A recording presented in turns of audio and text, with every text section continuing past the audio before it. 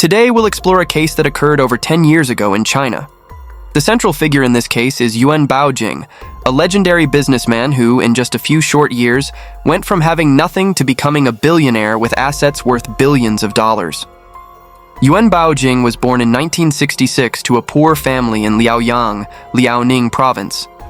As the third of 5 siblings, he nurtured a desire from an early age to change his fate through education. His goal was to gain admission to a prestigious university in Beijing. When the college entrance exam came in 1983, Baojing's scores, while not low and sufficient for many universities, still fell short of the threshold for the prestigious institutions in Beijing he had dreamed of. Instead of giving up, his iron determination drove him to choose a more challenging path, staying back for another year of study. After 2 years of relentless effort, Baojing's hard work finally paid off. In 1985, he realized his dream by officially becoming a student at the China University of Political Science and Law. It's worth noting that at that time, higher education in China was not yet widespread. Most people only completed high school before either continuing to vocational college or entering the workforce directly. University students like Baojing were a rare phenomenon, especially those admitted to prestigious schools in Beijing. This achievement alone was enough to predict that his future would be extremely bright and promising. With a heart full of hope for the future, Baojing boarded the train to Beijing. On this journey, he happened to meet a fellow countryman from Liaoyang named Wang Jing. Wang Jing, in his imposing police uniform, exuded an air of dignity and charisma that captivated Baojing, a young man who had never set foot in a university classroom. Out of admiration, he volunteered to carry Wang Jing's luggage, and from there, a conversation between the two young men began, lasting throughout the journey in a cheerful and friendly atmosphere. Wang Jing was born in 1958, 8 years older than Baojing. In 1976, he went to work in the countryside. 2 years later, in 1978, he successfully passed the entrance exam to a police academy in Dalian. After graduating, he was assigned to the Criminal Investigation Unit of the Liaoyang City Police Department. With enthusiasm, Wang Jing regaled Baojing with interesting stories about his police work, and Baojing listened with curious and fascinated eyes. It could be said that in 4 or 5 years of work, thanks to his efforts and luck, Wang Jing had built a reputation in the police circle in Liaoyang. He had participated in investigating and solving many major cases, including a gun theft and a brutal murder of a family of 3. Even in the middle of the night, he had bravely confronted an armed criminal alone and successfully arrested him, earning him a second-class medal and widespread fame. As for this trip to Beijing, it was because he had been selected to undergo advanced training in Beijing for 2 years. Wang Jing was also very proud when he talked about this. Seeing Wang Jing's achievements, Baojing was deeply moved.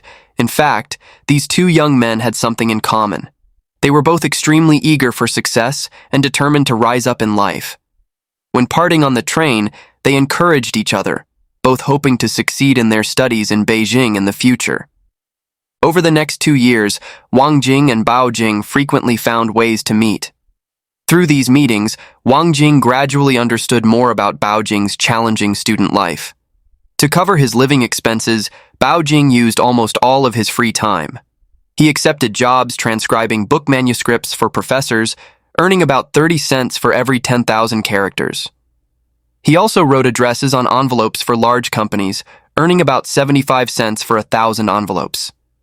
By accumulating these small amounts, Baojing eventually bought a tricycle, opening up new business opportunities as he began delivering goods across Beijing. In addition, Baojing showed remarkable business acumen. During holidays like Christmas or New Year's, he quickly seized opportunities, selling greeting cards and postcards right on campus. At the start of each new semester, he would bring specialty products from his hometown to sell at school, easily earning enough for round-trip train tickets. Each time, Wang Jing would jokingly tell Baojing, "When you become a big boss one day, don't forget this brother." Time flew by like the wind. After completing his advanced course in Beijing, Wang Jing returned to his hometown in Liaoning. The 2 friends promised to meet again in the future. At parting, their mood was both nostalgic and full of hope. As for Baojing, he graduated from university in 1989. With confidence and iron determination, he quickly found a job at a bank in Beijing, a position considered a golden rice bowl at that time. Meanwhile, he also found his happiness in marriage to a Beijing girl. In his early 20s, Baojing had settled down in the capital.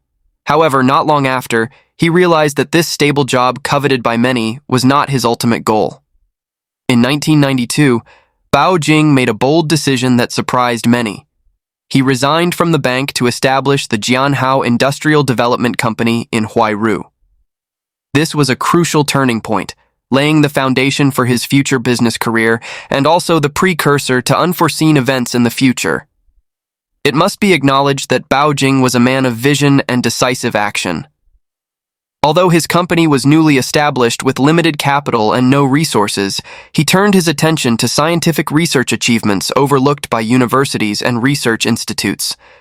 These were technologies that had been invented but not yet brought to market in China. Finally, Baojing bet on a promising project, black fungus cultivation. He boldly used all 200,000 yuan, about $31,000, of raised capital to obtain the patent rights for cultivating this precious fungus. After half a year of patient waiting, the first harvest was reaped. The unique value of this fungus was quickly recognized by the national market, bringing in direct profits exceeding 2 million yuan, about $310,000. This was the first big money Baojing had ever made in his life, marking a significant milestone in his career. 2 million yuan in the 90s was indeed an impressive figure. However, for Baojing, this was just the beginning, because he nurtured much greater ambitions. In the context of China undergoing rapid economic development, Baojing quickly shifted his attention to the capital market. He began a bold strategy of buying out companies on the brink of bankruptcy, then gaining control of some well-known pharmaceutical factories and using these successes as leverage to carry out larger-scale fundraising and acquisitions. In reality, these moves carried enormous risks. A small mistake could lead to complete collapse, but Baojing proved his talent by overcoming all challenges. The assets of Jianhao Company increased dramatically. By 1996, the company's total assets had reached the impressive figure of 3 billion yuan, about $465 million, with over 60 subsidiaries. Baojing's business map had expanded significantly, and his reputation began to resound throughout the country. He was dubbed the King of Acquisitions, Business Genius, and even compared to Li Ka-shing of the North. At the age of 30, Baojing donated 10 million yuan, about $1.55 million, to establish the Jianhao Scholarship Fund at universities across the country. This was one of the largest scholarship funds sponsored by domestic enterprises for Chinese universities. At 32, Baojing won the World Young Entrepreneur Award. He was also the first Chinese person to receive this award. While Yuan Baojing's business career was flourishing, his marital life also underwent major changes. After ending his first marriage, in 1999, he held a lavish wedding with Dolma, a professor at the Central University for Nationalities and a famous Tibetan dancer.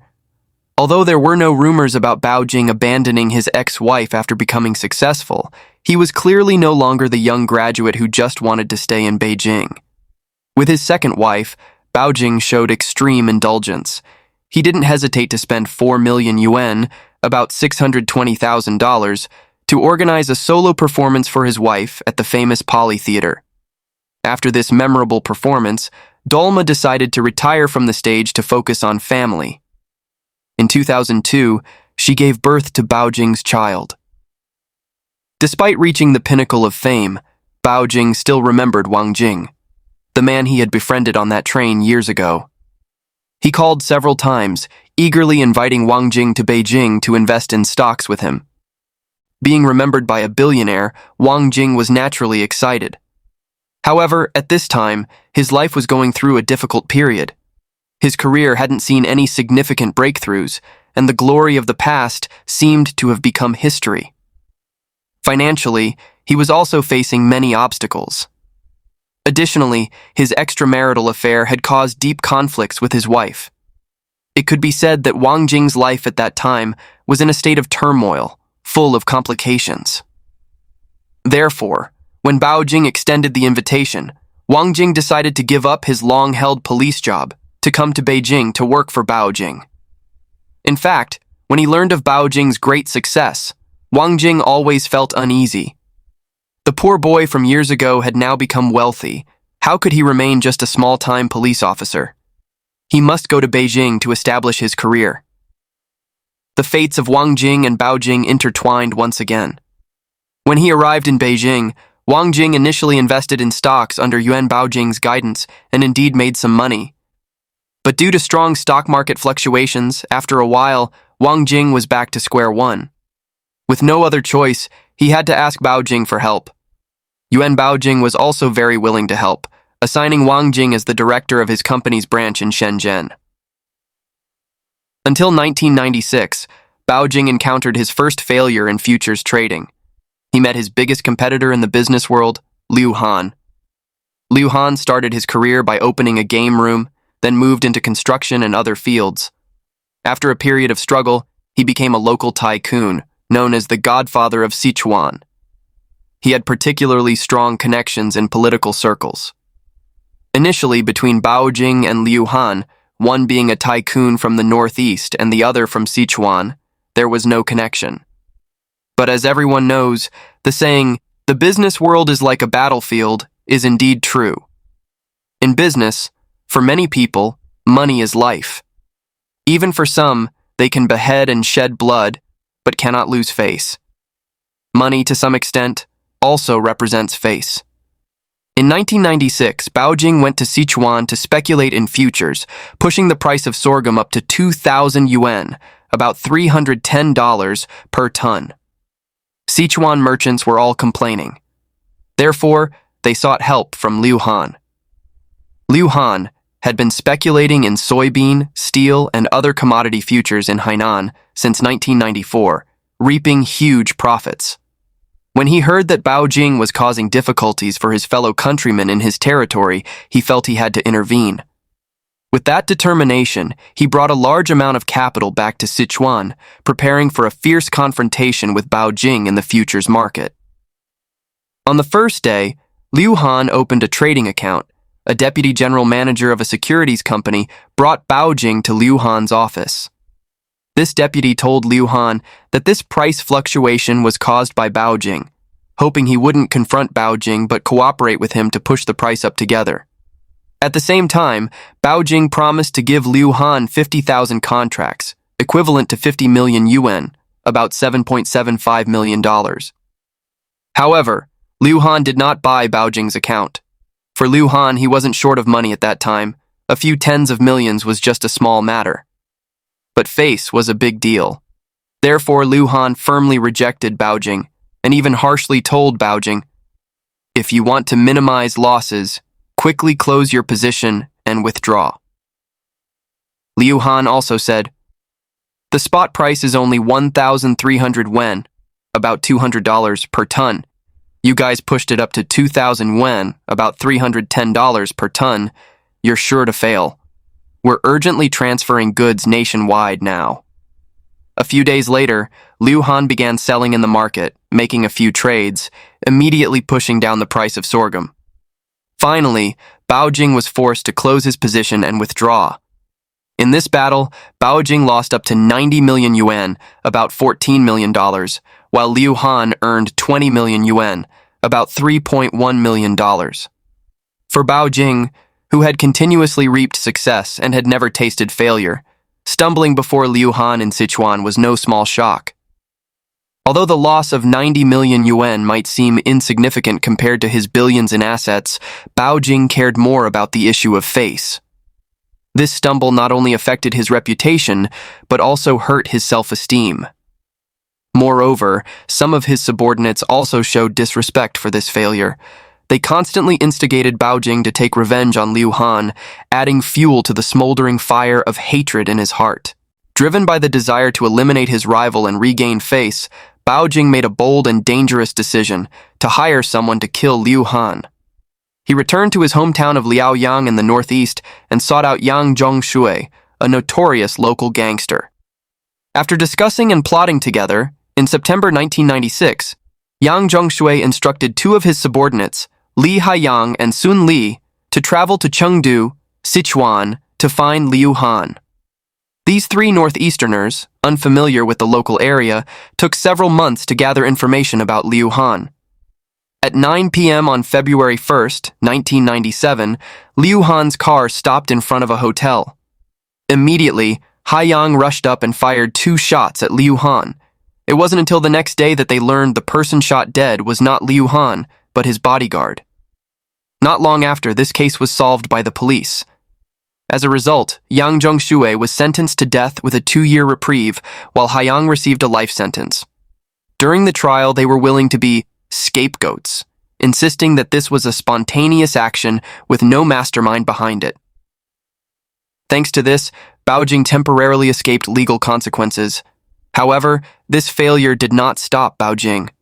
The obsession with Liu Han still haunted him, and he believed that only when Liu Han no longer existed could he truly ease his mind. Without hesitation, Baojing immediately began planning to hire an assassin for the second time. After careful consideration, he made a surprising and risky decision.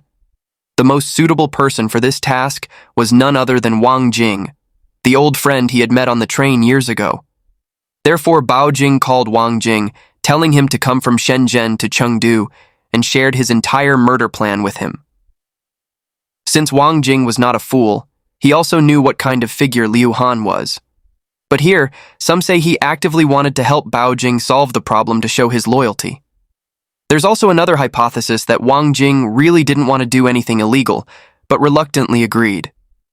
But regardless of the case, Wang Jing stayed in Sichuan for a whole week without seeing any trace of Liu Han. Perhaps after the previous assassination attempt, Liu Han had gone into hiding. Waiting like this wasn't the way, so Baojing told Wang Jing to return to Beijing first and wait for a while before taking action. This matter was temporarily put on hold. Unable to complete the mission, Wang Jing dejectedly returned to Beijing. Actually, when Baojing sent him to Shenzhen, Wang Jing had already felt dissatisfied. He always felt he deserved to be valued more, but he had no achievements, and the title of brother wasn't strong enough. This time, Baojing again assigned Wang Jing as the deputy director of a small pharmaceutical factory. Such an unimportant position made Wang Jing feel humiliated. He also knew that it would be difficult for Baojing to value him anymore. Moreover, he had been a criminal police officer for many years, with a tough personality, not knowing how to handle relationships, often conflicting with colleagues around him. Meanwhile, Baojing didn't protect him. Wang Jing's dissatisfaction thus grew increasingly. In the autumn of 1997, Wang Jing angrily left Baojing's company, taking a little savings back home to open a small tea house. But after 5 to 6 years of struggle, he still didn't make much money, not even enough to buy a car. At this point, Wang Jing had entered middle age and began to resent his fate, especially when thinking about how he had given up his stable police job to follow Baojing. While Baojing was a billionaire but had never really given him any opportunities, he felt increasingly unjust. Between 1998 and 2001, Wang Jing repeatedly threatened Baojing, demanding compensation, or else he would expose the hired assassination attempt. For a period, strange people with northeastern accents frequently appeared around Baojing's house, and he constantly received threatening phone calls saying if money wasn't paid, his entire family would be killed.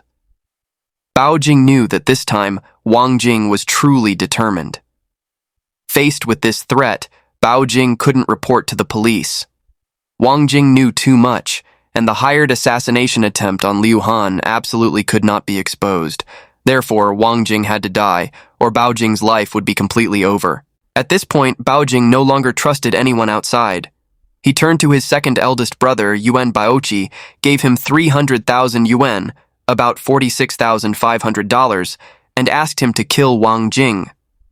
After returning to Liaoyang, Baoqi sought out his cousins Yuan Baosen and Yuan Baofu to plan the murder. On a night in early 2001, the doorbell of Wang Jing's house rang.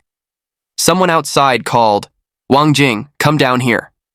After this incident, Wang Jing sensed that enemies had come to his door, so he quickly fled to a distant relative's house in the countryside. 2 months later, Wang Jing felt that perhaps nothing more would happen. Around 6 p.m. on November 15th, 2001, when it was already dark, Wang Jing was walking on the street, off guard, talking on the phone. Suddenly, a dark figure jumped out from behind, repeatedly stabbing him. Wang Jing ran while calling for help. Luckily, a taxi passed by and took him to the hospital.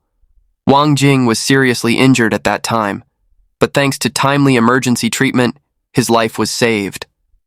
After ruling out other possibilities, Wang Jing was certain that this was Baojing's doing, and clearly intended to take his life.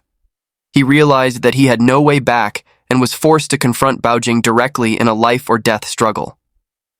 Faced with this urgent situation, on August 23, 2002, Wang Jing decided to go to the police station to report Baojing. He disclosed everything he knew, including how Baojing had embezzled 1.6 billion yuan, about $248 million of public funds, directly ordered Yang Zhongshui to go to Sichuan to shoot Liu Han in the hired assassination attempt, along with many other illegal acts.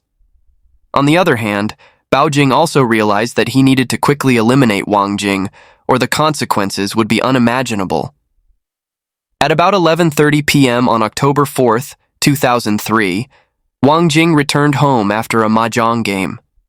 Just as he stopped his car and walked towards the entrance of his building, right when he pressed the doorbell, an assassin who had been hiding in the darkness suddenly appeared.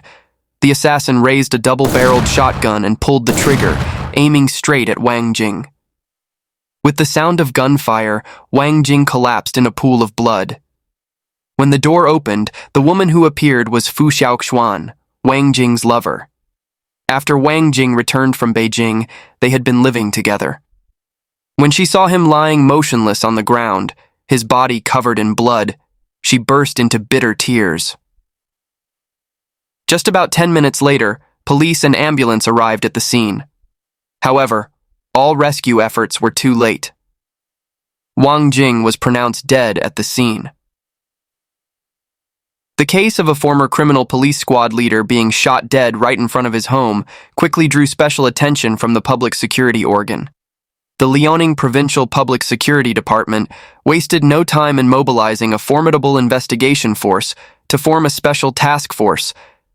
Through thorough investigation into Wang Jing's life and conflicts after his resignation, the police quickly narrowed down the scope of suspicion and identified the four brothers Yuan Baojing, Yuan Baoqi, Yuan Baosen, and Yuan Baofu as the main suspects. Just 50 days after the incident, on November 24, 2003, all four were arrested.